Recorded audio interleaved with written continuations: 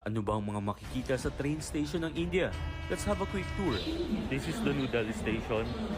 I'm bound for Agra to see Taj Mahal. It will take about 3 hours to get there. Hindi kumpleto ang aking India trip kung hindi ko may experience ang sumakay sa rail transport nila.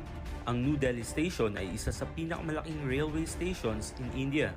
It is also one of the busiest stations. This is quite confusing, but we still have time.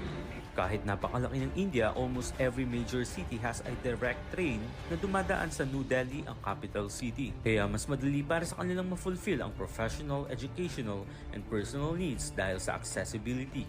In fact, dumaan na sa several modernization programs ang mga railway stations kaya mas organized and complete na ang facilities and infrastructures. Sa station na ito ay may wifi, executive lounge, maraming tindahan, umaaligid na scammers at naglalarong mga monkeys. But what I love the most about their railway system is on time usually ang mga trains. Yes, nasusunod kung ano ang schedule ng arrival and departure.